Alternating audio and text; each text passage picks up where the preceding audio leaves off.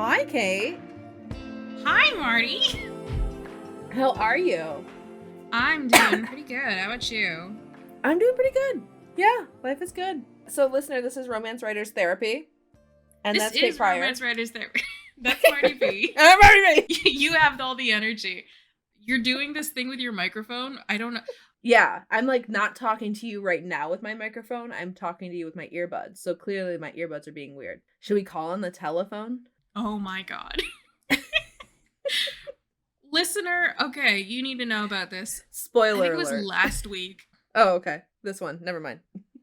Oh, you thought I knew where I was going. I did. I thought we were taking the magic out. Oh, no. I was going to say, like, last week, I was in, like, these, like, all-day PowerPoint meetings, basically, and then there's a quiz at the end. It's absolute torture. But so, like, during lunch, so you were messaging me, and you were like, hey, can you help me through this thing? And I was like, I can call you at lunch. And then at lunch, we called each other on Discord, like, 3 or 4 times. Did not work. Rough. Oh my god, it was so bad. And then the third time I lost you, I was like, I have her phone number. I'm just going to call her phone. Like, I don't know why that didn't occur to me earlier. Yeah, but it didn't. And then you were calling me on my phone. I was like, oh, right, we could do this. And I kind of thought maybe we would just start doing that. But, I mean, here we are today on Discord. So You did call me on my phone for a different thing later. Yeah, what was that for? I think we were just chit-chatting. I think so too. Right, yeah. But yeah, so listener, so this is our season finale. Oh my god. Already. Yeah. Too soon. A little bit too soon, but like as soon, like we drew it out as long as we possibly could. Both Kate and I are kind of like, our heads fully underwater and we're breathing through a straw, sort of thing. Yes. Oh my god, that's such a good way to put it. The holidays, the everything, the work. Yeah. It's so much. It's a lot. And we just need to, like, be on our way for, like, a little bit. I think we could probably, like, put aside our Cringemas episode and, like, do that, you know? Drop that for Christmas. That sounds like so much fun. I do love our Cringemas episodes. Because, like, I know halfway through the hiatus, we're always like, I miss talking to you. I know. Because we were talking about, like, the fact that I can't continue reading from that barista story or else I'm going to publish No, it, which is the I'm determined to hear all of it exclusively through Cringemas. Oh god, that's such a shame. I don't know why my shame has to be so public. But I think that we should specifically write 1,000 to 1,500 words that we know will make the other person like, ooh, like in a most delicious way. Like, that's what I think we should do. See, I feel like I already know your weakness. All I have to do is write, like, a public, like, declaration of love, and then you'll, like, die instantly. Die, but I have some good shit planned for you, too, okay? Oh, okay. So... All right, it's on. It's on. I love that take on Cringemas. I love that take, and because I thought you were gonna be like, I don't know what I'd write for you, because I interpret my own behavior as like, I'm so pleasant and easy to be around, that anytime someone points out like the things I bitch about, I'm like, oh right, I do hate that. I love this cartoonized version of you. Oh yes, all right, I do hate that. Astute observation. But yeah, so Kate and I are going to read a little bit of our, like, something we're working on. Current things we're working on, yes. Yeah. Or not current, it doesn't have to be current. I think you had expressed concern over it being something you had already finished and published. No, I picked something from Remy and Alicia that I haven't read to you. Ooh, okay. That I do have, like, an idea of what I'm doing with that scene, but still, you know, if you have input that aligns with my plans, I would take all right. it. Sort of thing. I will only be accepting a narrow yes definition your window of my acceptance is real narrow. That's not even true. There's room for this thing to grow. So I think no, for like we're teasing about it, but like for real, I think that's a very important thing to have Mm-hmm. when it comes, like, there's been so much like discourse on the internet about like, you know, authors should read negative reviews and how else are they gonna grow, but it's like, not every reviewer is a professional reviewer, not every reviewer is doing it with like critique and improvement in mind, Mm-hmm. and so many Also, people, it's just this book didn't vibe with me. well, and like also like there are so many like avenues to grow, right? Exactly, like a story could go in any direction and be better or be Yeah. worse. And then also like the people that are leaving you negative reviews, are they actually your audience you're speaking to? Yeah, like Or that's a huge thing. that is If a person's huge. not enjoying your work, like a good chunk of it could just be that they're not the target audience. It's not that the Absolutely. story isn't good, it's that it's not for them. And so like I heartily disagree with that discourse, but I really love the Yeah. phrase that like the internet is having a discourse, right? Because like the internet is always having a discourse. Oh my god, it The internet is just constantly. always in its business. So It's nice to like sit back with popcorn, and sometimes it's nice to like throw rocks and be like, that person did it. yeah, absolutely. Well, and like I can't say I've never engaged. I have definitely on occasion engaged, but like, Oh no, absolutely. it's wild. And like also got like my ass beat on the internet for engaging. Yeah, I a lot of times by engaging I mean like I will text our like smut group Oh, you and be you like, keep it to the group chat. You're better about it than I am, because I don't like like to be public with my thoughts as I'm on a podcast. you are in the wrong place. All right. So we Okay. have for our finale of this Hmm. season, we have prepared our respective like 1,500 words each. I have 1,500 words. And we're doing what we do in our critique groups, and which is we're reading our chapters out loud. This is a little less than a chapter, I think, for each of us, right? Yeah. Also, like, this is rough. Like, I have Okay. not gone through and corrected any of the wording or anything like that. Like, this is a rough draft. And I think that's important Okay. for listener Yeah. to know too. Absolutely. Like, even though this isn't our Cringemas episode, where it's like something so old and terrible, like that we know it's gonna be bad and it's unredeemable or whatever. Mm-hmm. It's still like, I'm still like a little worried about it, because I know it's Yeah, not a polished piece of work. And absolutely. But like the opportunity to show, I also wouldn't want to grab something that I have finished and polished to show you because I do want your input on this work as opposed to being like, well, it's published, so never mind. yeah, You know what I mean? Like this 100%. is No, it's like, so it's like a strange, vulnerable feeling, but also I'm happy to do it. this is what it's designed for. Yeah. All right. And So we I decide believe that I'm you're going starting first. us off. Okay, so listener, this is Remy and Alicia. We are in Remy's perspective. They are at a party, and she arrived with someone else Ooh. when he was on the sofa, like flirting with someone else, right? And they have been married and divorced, and this is now 5 years after their divorce, and they're like unexpectedly in the same small town, sharing two halves of a duplex, sort of thing. So they have just been smooshed into each other's lives. This is, like I said, the tail end of a chapter, so we're launching right in. This isn't how the chapter begins. Looking down at my phone, I took a step toward the sound of the crowd and bumped into someone. My hand shot out to grab their arm, but I missed and got their waist instead. So sorry, I mumbled, sliding my phone into my pocket. Alicia's eyes were round and her lips slightly parted. My fingers flexed at her side, and for some reason I pulled her an inch closer, unsettling her just enough that she put her hands on my chest for balance. This close I could see the freckles on her nose. This close her breath brushed through the scruff of my jaw. This close I could smell the faint scent of cinnamon and flowers warm on her skin. She didn't wear perfume. It was either from a lotion or her shampoo, and I knew it.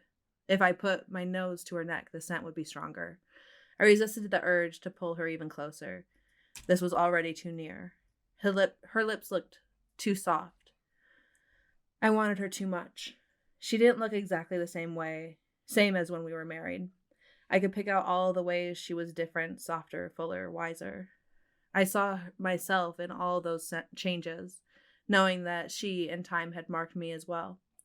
Her hands fisted, bunching my t-shirt in her grip, the collar pulled at the back of my neck, and it was just enough to bring me back to reality. Sorry. I shifted on my heels, letting my hand fall from her side. As her touch slid from my chest, I wanted it back, and I started to wonder if wanting it was that bad, if wanting her was all that bad. Of course that was ridiculous. She blinked, followed by playfulness coming into her amber depths. Anyway, and coming into their amber depths. Her eyes are amber colored. Guys, again, excuse the writing. It'll get better. No problem. I should have been paying attention since you clearly weren't. It was just like her to notice the half second that she wasn't the sole occupation of my mind. I stuffed my hands into my sweatpants. You really should. In the kitchen, multiple conversations carried on at a volume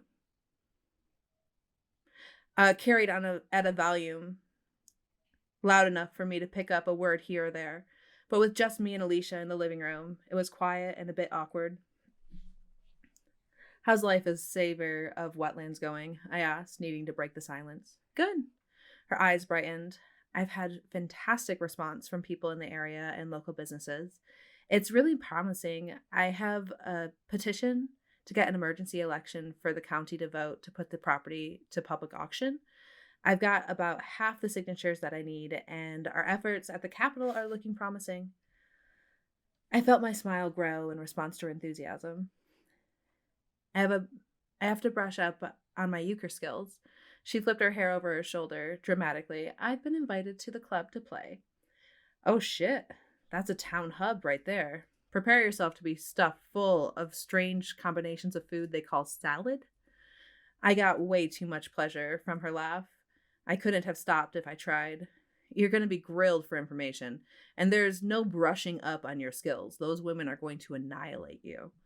Her jaw dropped and her eyes widened in outrage. I'm pretty good. I can hold my own with a deck of cards. No, Lise, these women are going to wipe the floor with you. She shook her head, a blaze lighting her eyes. I held my hand out in front of me. Okay, listen to me. Before you attack. Pressing my hand to my chest, I said, I know you're good. You're a top-notch strategist and a lifelong euchre player, but these women are brutal. They're gonna wreck your shit. It's not gonna be your fault. You don't stand a chance, Lise. I do not accept defeat. I know you don't. She ran her tongue across her front teeth. Have you ever been? Women's club only, but I've heard tale. Been the subject of conversation there. I've gotten that impression. It wasn't a big deal. Everyone in town had been the focus of the club from time to time. What's the big rumor about Remy these days? The tilt of her lips was doing things to my brain and the rest of me too. It was an invitation to play with fire. Right now, my voice dropped a bit lower in a way that I knew she liked. That my neighbor is my ex-wife? Fuck, I loved her laugh. Her eyes were alight and mischievous. I bet. Well, I'll be sure to spill all the dirty details. I chuckled. Oh, thank you. It's the least I can do. It's a little more than the least. Rem. She began, then caught herself. Oh my God, everybody hurts. That's you. I blinked, caught completely off guard. What? Rem as in REM, the band, and your Wi-Fi network. Oh, yeah. That was terrifying on my first day here. Oh shit, that would be scary. And you should be above dad jokes. Is that the only thing? As soon as I asked, I wished I could take it back. There was playing with fire, and then there was dancing in it. Her jaw dropped, understanding my meaning. What? Nothing. There's room in the world for dad jokes. Not true. And were you asking if I wanted you to be above something else? I hoped my chagrin smile looked properly abashed, but the way she asked was more like encouragement than a scolding. Yeah, sorry, lost track of myself for a second. So you still smile when you're in trouble. Gets me out of trouble. Not this time. You don't look mad, but if I actually should apologize, I will. Something flickered in her amber eyes, too fast for me to identify. But whatever it was, I was certain I should apologize for that. She swallowed. I should make you say sorry, but I'm not finding myself very offended. We considered each other before she remarked, "So you have a thing for brunettes these days?" What? My eyebrows shot up, confused, but also pleased she was keeping tabs on who I spent time with. And that was troublesome. She pulled her fingers through her hair in a jerky movement, looking like she wished the floor would open up and swallow her. I wanted to set her at ease, tell her how much I hated seeing her with Everett, and how I hadn't flirted openly with anyone since until she showed up. The plan to use this time to get over her was failing spectacularly. Nothing, just I saw you the other night with that totally drop dead gorgeous woman with the dark hair and the brightest blue eyes, and then that goddess you were talking to tonight, Lola, I supplied, knowing she wouldn't be talking to me again anytime soon. Alicia shrugged. I guess. Anyway, I just noticed a trend. Not trying to make things awkward, just doing it naturally. I'm not seeing anyone either, and I'm not seeing either of them. It's none of my business. It's so none of my business. I'm so sorry. That's okay. I scratch at nothing. Oh, right. There's a continuity issue here because he doesn't have anything in his hands. But anyway. If we're talking about things that are none of our business, what's going on with you and Everett? I don't even know. He's nice and he's handsome. He's all right. I wondered if she could hear the twinge of resentment in my tone. He seems like a good guy. But I'm only here for, I don't know how much longer. It's not like anything serious could happen. Have you had anything serious since us? I didn't know what I wanted her to say. Any answer would hurt. Maybe semi-serious. You? Not even semi. Been a lonely boy in these streets? Kind of focusing on other things. I could feel a blush burning up my neck. I had not been lonely. Like? She drew out the word, forming it into multiple syllables. I scraped my palm across my jaw. Me, I guess. When I do get serious about someone, I don't want it to be like it was with us. She whispered, it wasn't all bad. A fist squeezed my chest. No, Lise. There was so much good. The noise from the kitchen began to shift and grow nearer. I didn't realize how close Alicia and I had been standing until we both took a step back. The distance was too much. I wanted to close it again, to hold her in my arms, press my nose to the crook of her neck, and whisper all the apology she deserved. To finally say what I wanted to, what I should have, when she asked me 5 years ago. The wanting was almost too much. Never getting the chance to really tore me to shreds. And that's it. All right. I have a few comments. I don't think there are any of them are that big. I will say one thing I'm planning on changing is I am making it clear that, like, because Alicia isn't going to be in the area for long, she and also because, like, it is her job to, like, be friends with everyone in town so that she can, like, have them on her side. She, like, has a rule that she doesn't date when she goes to locations.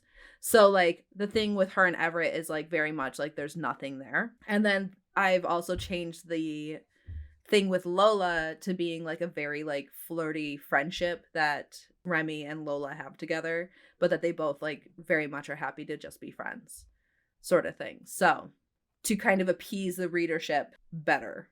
Okay, yeah. You're worried about, like, that whole thing, like, when the characters aren't dating each other, people get mad about that.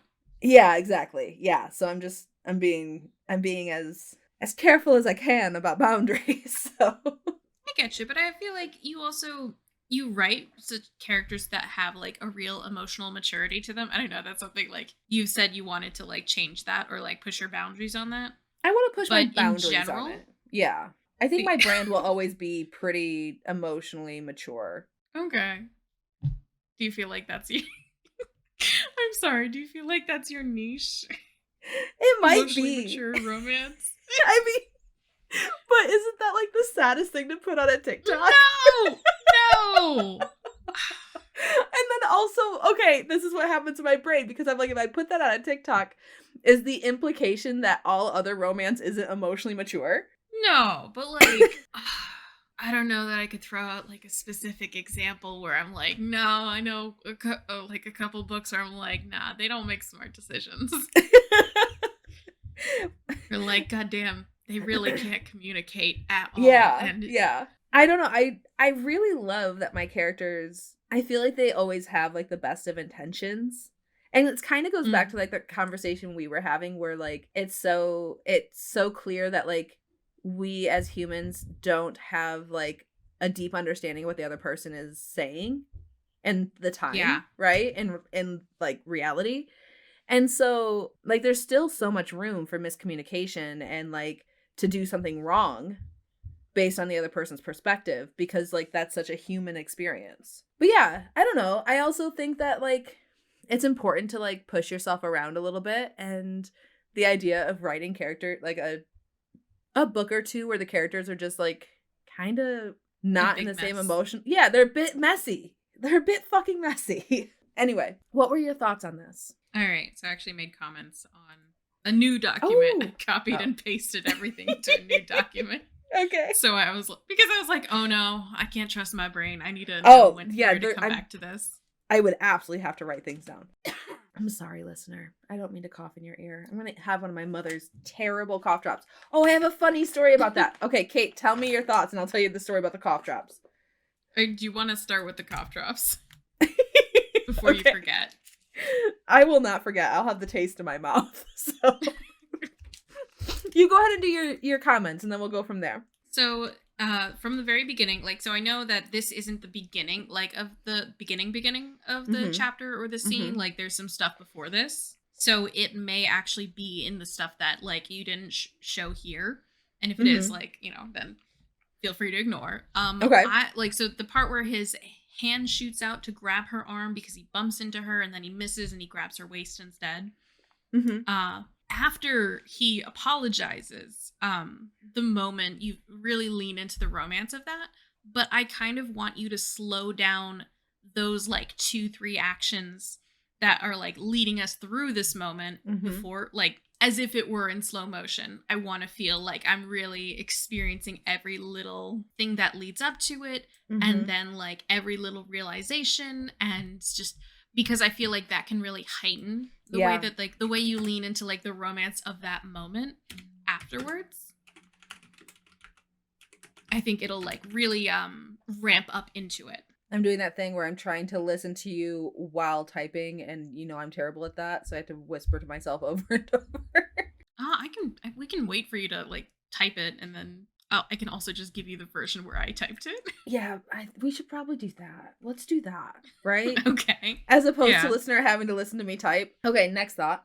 So my next thought is a little further down when they kind of start having a conversation after they're like apologizing to each other and they're kind of pulling themselves out of that like very romantic, very intense little moment. She starts talking about like her job, and she's, very passionate about her job. And you kind of talk about how her eyes brightened, and then he responds to her enthusiasm with like smiling more. But Mhm. I kind of, because it's such a big block of text for when she she says, I've had fantastic responses from the people in the area and local businesses. It's really promising. I have a petition to get an emergency election for the county to vote Mhm. to put in the property to public auction. I've got about half of the signatures that I need, and all of our efforts at the Capitol are looking promising. That is such a mouthful. It rolled right off your tongue. I can tell it sat so well for you. Could you tell where I was like running out of breath like 2 lines in? Like, oh no. Okay, but do you remember when I was reading it and the same exact thing happened to me? Yeah, no, but like, so it's a lot of text. It's and, a like, lot, I get yeah. it that it is explaining everything she's doing really well. Mm-hmm. I'm not saying you need to cut it down. I think I could cut it down though, because I am doing more show Explaining in other places. Yeah, in the rewrite there is more show, like using it to like show like her enthusiasm, and that she kind of blabbles on as she's like enthusiastic, right? But like there is cut down options. Yeah. Well, so like the cut down isn't my focus. I want to see her physically reacting, like physically being enthusiastic, like, Mm-hmm. and him kind of picking up on all those like visual cues of her, like not just her eyes brightened or her smile was big or her cheeks are flushed or she's talking with her hands or like things like that. Mm-hmm. They can be used to break up the text maybe a little if you want to like add in a little more back and forth to break up that paragraph.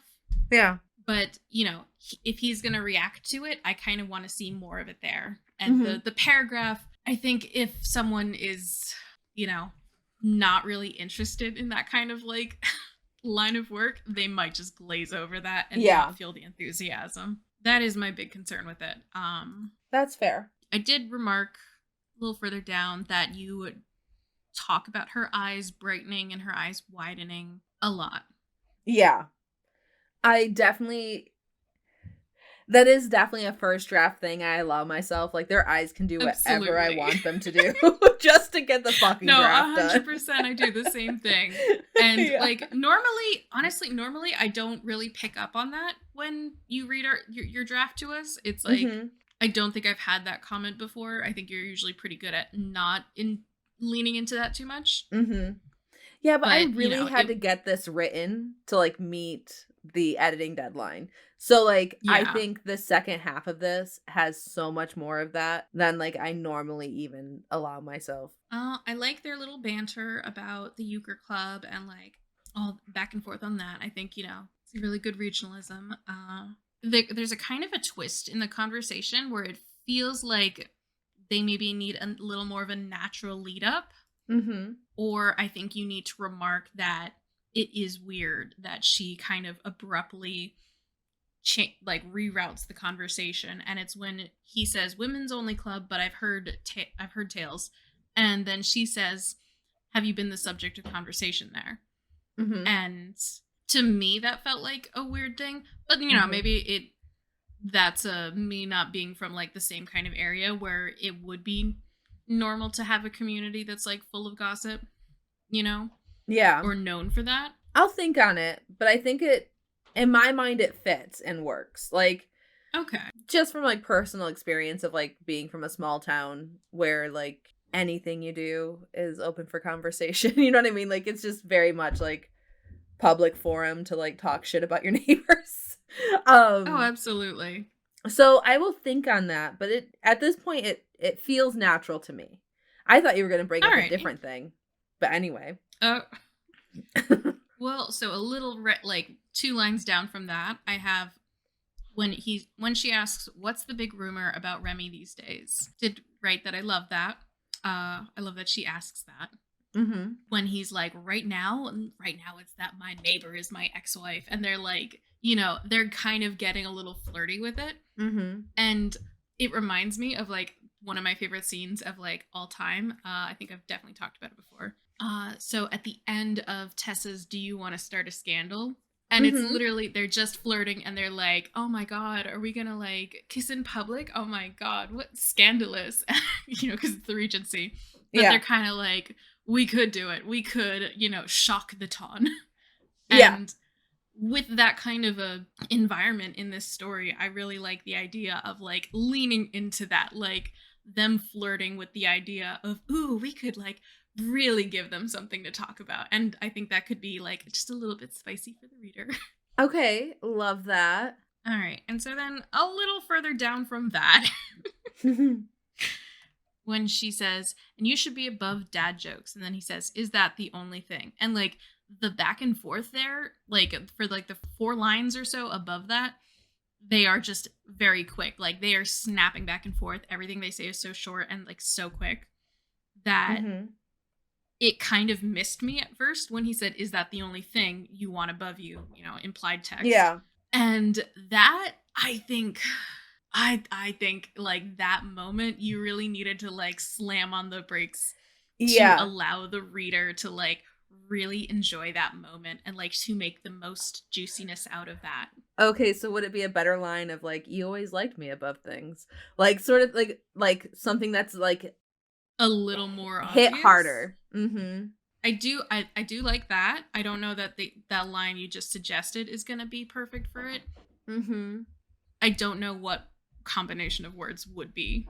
Okay, so we don't dislike the sentiment, we just need it to hit harder. Yes, hit harder. And like not just the actual words he says, but I think I kind of want you to lean into him still kind of flirting with her and like still kind of like about to like throw a pickup line at her before he catches himself, because you do have him immediately catch himself and it's like, I don't even know what you're stopping yourself about at this point.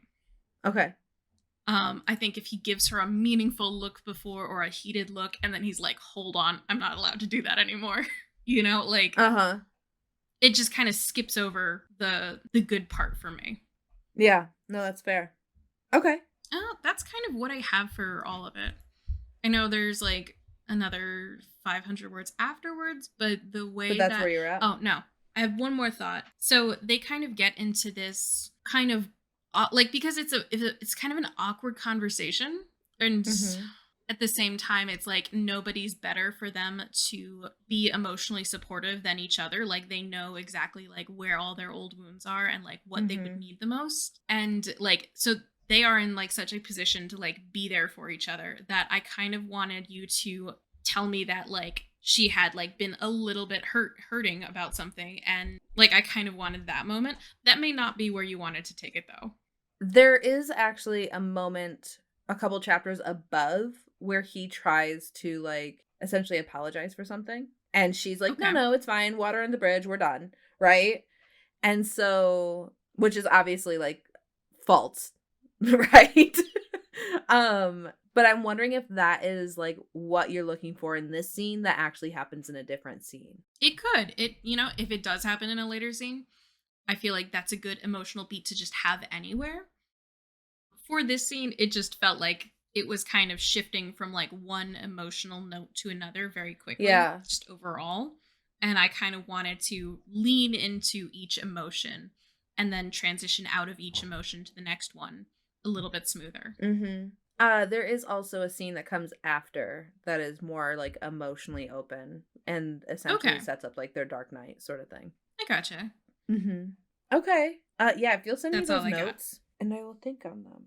But no, I think those are really good notes. I also think that like I see what you're saying with like hitting the emotions. That is like one of my thoughts about myself is like, because I send you things all the time. Like I feel like there's just a lot of emotional moves in this scene. Is it too much sort of thing? And I'm so like you noting that here has me like kind of in my head a bit.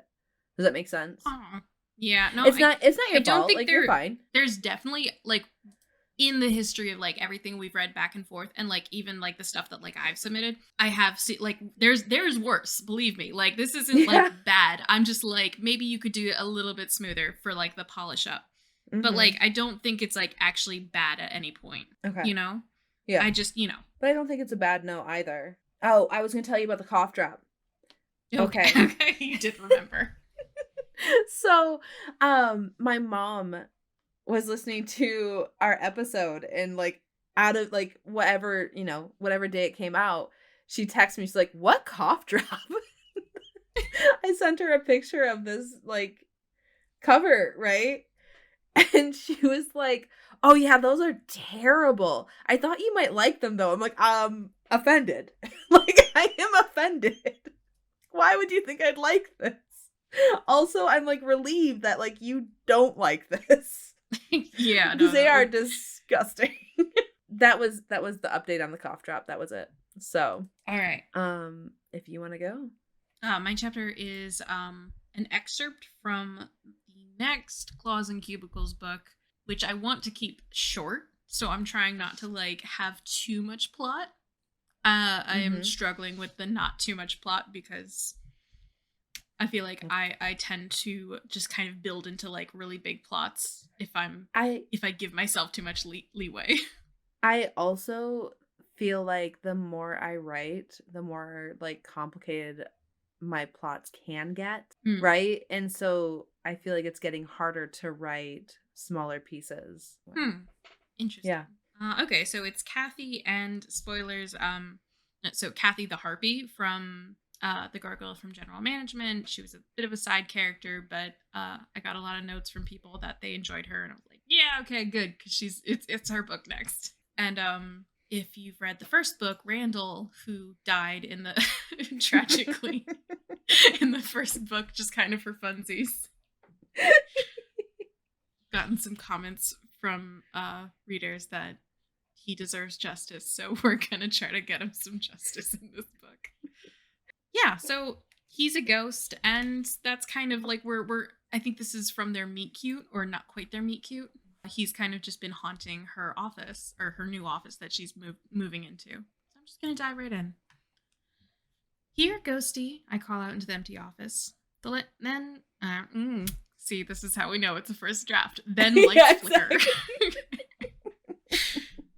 Oh my god, I hate how many of these, like, especially during, like, the reading, I'm always like, hang on, guys, let me write down a comment for myself. Yeah, the amount reading that aloud was, like, very much, oh, this is how I read aloud in our smut coven, being like, you guys, I'll make it sound nice later. Like, the writing get better. Oh my god. Mine are always so haltingly done, because I'm always like, hang on, let me edit while I read it out loud. Which is just terrible as an experience. I feel bad for everyone who, like, listens. It's never that long. Also, a lot of times I'm like, oh, that is a good way to change it. Like, okay, I will try to do a better job of being a better listener. No, you're good. You're fantastic. I am, trying not to edit as I'm looking at it. Yeah. Okay. I'm just gonna go again. Here we go. The lights flicker and I swallow. Part of me wonders if I imagined what I saw earlier, and it's more just bad wiring or power issues. I clear my throat and try again. I know you're in here. If there's truly nothing here, I don't mind being an idiot for a few minutes, chasing sounds and flickerings of nothing. If there is, I want to finally confront this thing. I hold my breath, waiting for any answer, long enough that I'm left wondering if the ghost moved on or is just ignoring me. I have to stop doubting that it's there. This keeps happening enough that I don't think I can deny that there's an undefined presence that's been following me throughout the building. For several moments, I don't see any indication of the ghost, but I feel the air grow colder around me, and now I'm certain there's a ghost. Okay, I'm sorry. Just those little repetitions that I would definitely take out. I swallow. The lights start flickering again, and my feathers bunch up in response, remembering just a few hours ago how that had been. Cut that shit out, I snap, trying to put on a brave face. For a moment they do, only to flicker briefly again. I'm not sure how to attribute this to something without a face, but it feels like it's sticking its tongue out at me. Is the ghost fucking with me? As scary as it was earlier today in that little office, the fear that I felt around the idea of the ghost starts to dissipate. Not entirely, but I don't feel like that's going to do what it did before. Previous chapter, it did attack them. Or some people. I cross my wings over my chest and shrug. Whatever, I can flick the light switch a bunch too. Go being annoying somewhere else. Okay, maybe that was a little bit too much, because the ghost starts to get pissed off. The shadows in the corner of the room deepen, and the lights overhead buzz terribly like they're about to break. For a heartbeat, you'd think my fight or flight instinct would tend towards flight, but it doesn't. I think that's half of my problem with Ted. Hey, you could be bothering literally anybody else. I have some deadlines on stuff I need to get done, so if you could, I scoff to the air. When a pen starts to shake and tries to scratch at whatever it can get to on my desk. It doesn't work because it's a clicky pen. The pen drops to the desk, defeated. I click the back of the pen for the ghost, and I can't say for certain, but I get an almost sheepish shrug out of the way the pen flicks in the air before it begins to scrawl across my desktop calendar. The pen barely stands upright the whole while, too heavy to lift.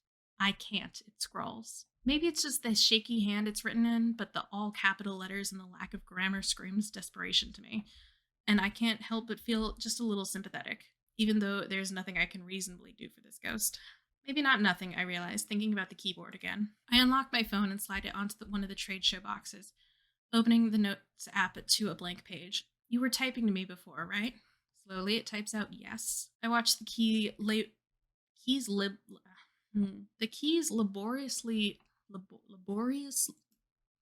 you know what the word that is, press down for a second, and too many S's appear on the document when the ghost holds a key for too long. Then he feels compelled to hit the backspace key. Great, he's a perfectionist. I glance around the storage room. I can come back. He immediately stops typing and backspaces the whole thing instead of just moving to a new line. No, stay. I sigh, taking in a deep breath and nod. I try not to notice that the time is getting precariously close to 4:30. Janice emailed something earlier about cake in the break room at the end of the day. It might be someone's retirement party or a birthday, who knows. I'd really hoped to have my desk all packed up by then so I could make an appearance, chit-chat until 4:45, dash back to my new little office, grab everything I needed to go home for the day, and get back out to the parking lot by 4:50. That 10 minutes is so vital to beating most of the daily traffic rush. The typing is painfully slow, tired almost. I have to wonder if it's possible for a ghost to get tired of trying to interact with the world. It's a little more exciting than watching paint dry. Only you noticed my messages. That makes me feel like I have to stay. I wonder how many messages this ghost has been sending out into the void, how long it's been unheard. Well, I guess I can't be too shaken that there's a ghost haunting this place.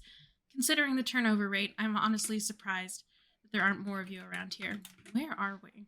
I glance around. I guess it does look pretty unrecognizable at this point, with everything moved around and emptied for renovations. This is the marketing department. The ghost doesn't have a face in any traditional sense, so it's a little odd that I get the sense from the way the energy in the room shifts and lights buzz that he's frowning. I thought the portal led to hell. Does it not? You tell me how to make photos of paper clips visually interesting. That's what hell is. I mean, how many times can you actually take a different picture of a paperclip?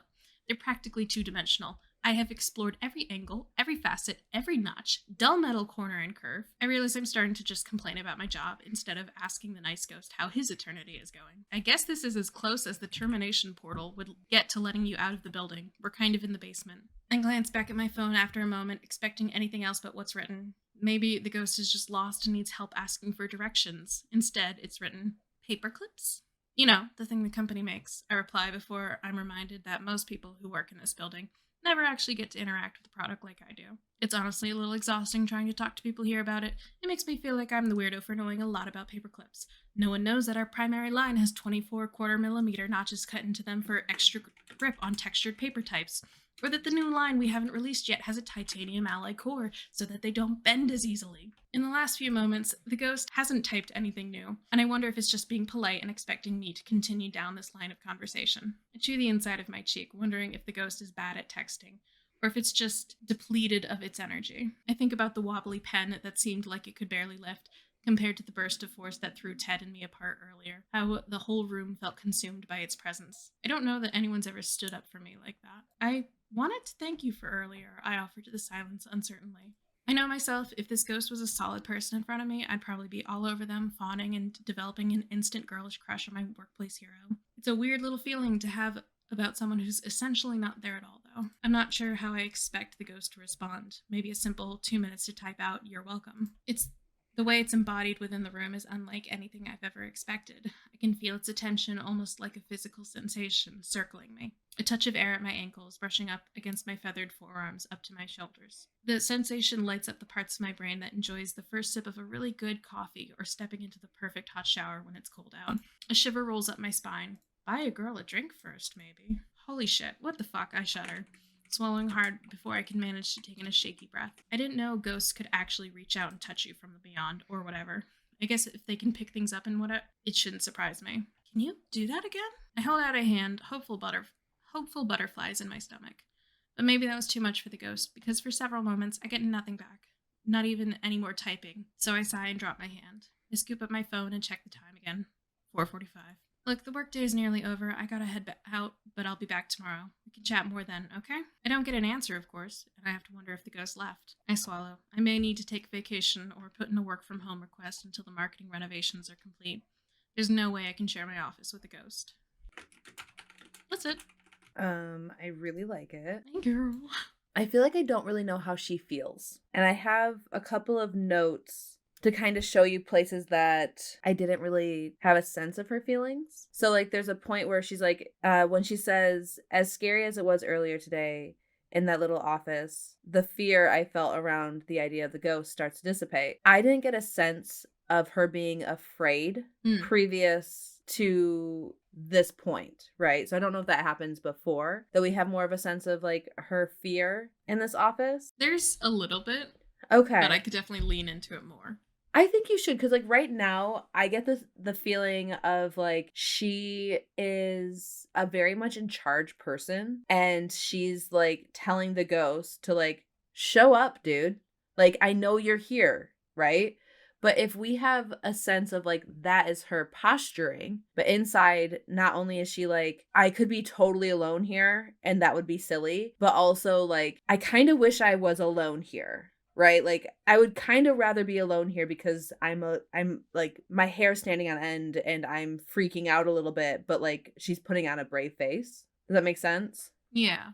I do like the idea that she's posturing. I feel like that would be very in line with like her Mm-hmm. personality. So I'm definitely gonna go for Play with that that. kind of angle. Yeah. Yeah. I think that would play really well with like what I see here. There's also for several minutes I don't see any indication of the ghost, but I feel the air grow colder around me and now I'm certain there's a ghost, right? I would really Yeah. love to like lengthen that out a bit, like her sitting there and like maybe she is feeling her fear dissipate because she knows like okay, I am alone, right? Like maybe we're getting more time of her like waiting, hearing like the clock ticking on the wall, like something to like show more time passing, and then her accepting like okay, I am the only one here, and then she starts to feel cold and she's certain there's a ghost.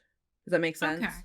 Yeah, no, I can see like lingering in the moment, touching on all the senses. Yeah, absolutely. Ooh, it'd be really great if like she did get a sense of his smell. Smell. Okay. Right? Like for whatever reason, there's a smell of like tobacco and whiskey or something like that. Like something like, kind of hot, right? Okay. We have a bit more of sexy ghost happening All right, sexy ghost. while she's a little scared. It's a good vibe. Okay. Then you talked about that 10 minutes is so vital to beating most of the day's traffic, and I really understood that. Ooh, when he was typing and he's like, you only you noticed my messages. I think you should just change that to noticed me. Okay. I think the Yeah. dual meaning is better for, romance. And also Of like, course. it's taking him forever to write things out. So like shortening up his text makes sense, but you've proven that he's also a perfectionist. Yeah, no, he's kind of strikes me as like the person he's gonna do what he's gonna do even if it's difficult or it's gonna make other people kind of like Mhm. annoyed. Yeah, I like that. But like I can also pull back like that. I do like the only you noticed me. I feel like Yeah, is very cute. I think so. I think it would, aw, sort of thing. Yeah, no, I feel like I resist those moments sometimes, so that it's like this could be really cute. I'm like, but is it earned? And then I'm like, um, you know. What I really love is those moments where like this where like it's not exactly how he meant it, but like it is still like giving those big romance moments, right? Those big romance feelings. Mhm. It doesn't really have to be earned because like intention is different, but it's still there. Does that make sense? Yeah, no, I get it. And then I had a lull with I realized I'm starting to just complain about my job instead of asking the nice ghost how his eternity is going. I thought that was really cute. And then I thought it was Thank you. hilarious how she just pontificated at length about paper clips. And no one else knows about what they sell. I thought that was the funniest shit. Thank you. Oh I'm like man. very, very proud of that little monologue. Dude, that's so funny. And then her inner monologue continues. I thought that was so funny. Yeah, it's like you're not getting it. You can't tell, listener, but like the quotations kind of ended after like the first couple of sentences at about the Yeah, paper and then clips, she and the keeps, like, rest of it's thinking about it. internal. It's so funny. I also thought, like, you're talking about him brushing up against her ankles and stuff. The sensation lights up the parts of my brain that enjoys the first sip of really good coffee or stepping into a perfectly hot shower. And I thought that was just, like, beautiful, like, comparisons. Really appreciated that. I would say make it sexier and help Make me it know what she's sexier. feeling. Like, throughout. Like, just Okay. make it sexier. Because right now, like, our sense of him is he doesn't know where he's at and he's a perfectionist. And then also, like, her realization of, like, if he was a real human, like, if he was real here, like, I would be forming a huge old crush on this guy, right? Yeah. I would just like more tangible things for her to kind of, like, think about a bit. Yeah, that has been the struggle point with this. Yeah, I would imagine. Okay, so you have him, like, touching, like, her and stuff, but, like, what if there's, like breath on the back of her neck sort of thing? You know what I mean? Like, something more intimate. I like that. Maybe I kind of maybe wonder. in a place with like this project overall as like that I kind of want to write it because like I feel like I'm doing this thing where I'm not diving into like the sexy parts quick enough. Mm-hmm. Mm-hmm. And so I'm like, should it just like cold open, she's having sex with a ghost? The quiet is not reassuring. No, I'm so sorry. I'm thinking.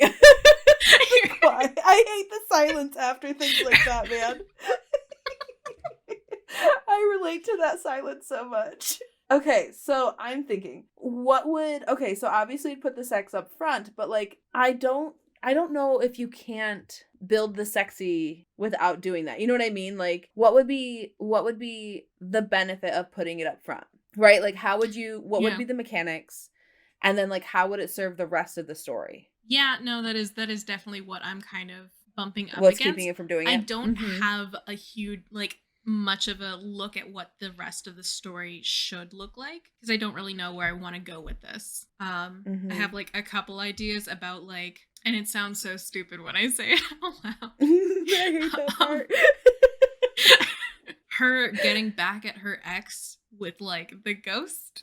Okay. Does that make sense? How would, because like is Ted her ex? Ted is her ex. He's her off again, on again office hookup. And so the way this starts out currently, it starts with her having like a bad breakup with him. And I don't dislike that. There's something I'm playing with, but like I don't really know how I want it to look when it's fully formed. But she makes a comparison at one point that having a relationship with a ghost is like a long distance relationship because you can't really like fully ever be with that person because they're so distant from you, but like they're on a different plane of existence. That's kind of what I'm struggling with currently. Like her being afraid of a ghost is like a thing that can happen in universe, or her being like totally chill that there's a ghost and this is very normal and everyone acknowledges the ghost plane of existence, you know? You could pull on like a past experience with a ghost if that's the case. There's also like, it's almost parasocial. Yeah, exactly. Yeah. So like if she can sense him but doesn't know if he's there, stuff like that. Like she might just be like needing to know he's there so that she knows like, okay, don't pick my wedgie, the freaking ghost is here. You know what I mean? Like yeah. So I can see like even with that, but like if we're playing on fear or hesitation, maybe like you could make the comment of like, even though we know ghosts are real, they still remind everybody of mortality, and therefore like they are just unnerving. Like they're like, it's not easy to be there with a ghost when you know that like they have experienced all those things that you have experienced. So there could still be like kind of a fear around them. Okay.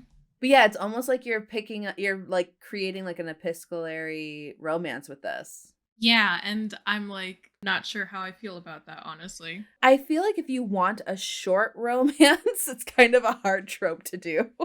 Okay, what if like he accidentally like attaches to her, right? And so it's like, oh, absolutely, that's gonna happen. Okay, I love that. So like she's like home and like shit's moving in her house sort of thing. Like, yes, like she wakes up at like 3 a.m. and she's like, do I hear someone doing dishes in my apartment? That is a thoughtful ghost.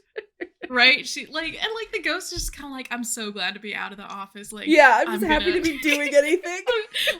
You know, and like someone's talking to me, I'm over the moon, and she's just like, don't come in here, I'm getting dressed. Okay, love that. Yeah, no, it's yeah. I have to like ruminate it on a little more. I think I need to like present my chapters to the group. Oh, like because I have a few more. Obviously, I'm not gonna do that now, but like I always feel like I get a lot of like good direction, and like even like the thing you were saying about like how ghosts are perceived, like I hadn't considered that at all, and like I feel like that opens up a whole new avenue of like where to take this. Yeah, I think it's really fun. Awesome. Well, I'm excited. Right. So I feel like we've got everything we need. Yeah, I think we did a good job. Yeah. Listener, I hope you enjoyed this. I hope you have thoughts. All these sneak previews of what we're working on. I know. And then obviously we're always talking about critiques anyway, and so it's kind of a fun little experiment to do on the pod. So Kate, do you have a piece of writing advice? Sometimes things gotta like sit down and like you don't have to be a writer 100% of the time. I Some love days you that. can just, be a person and not Hmm. like be very concerned with like your long-term goals. Yeah, I love that. Now I just always have a knee-jerk reaction to say the To exact say opposite the thing. opposite thing? Don't you dare. I won't because I agree with you so heavily.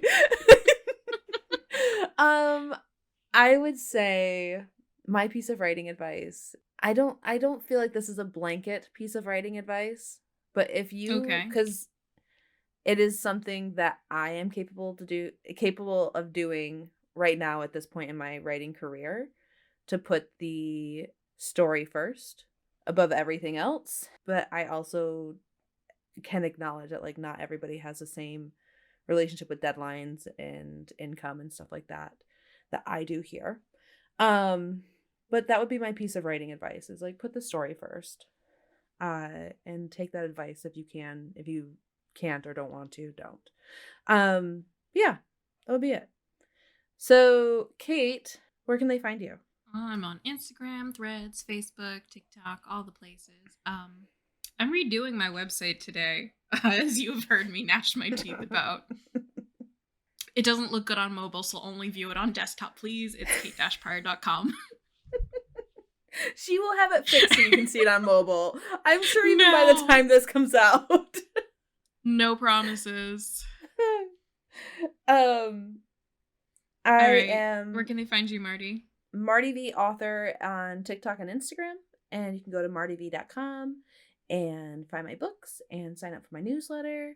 And also, if you want to read the prequel for the book at the beginning of the series that I just started, like I read the segment for, Hazel and Elijah Don't Get Caught is available for free when you sign up with my newsletter. Ooh. And yeah, Ooh, I that's got it. one more That's thing. it, listener. Yeah.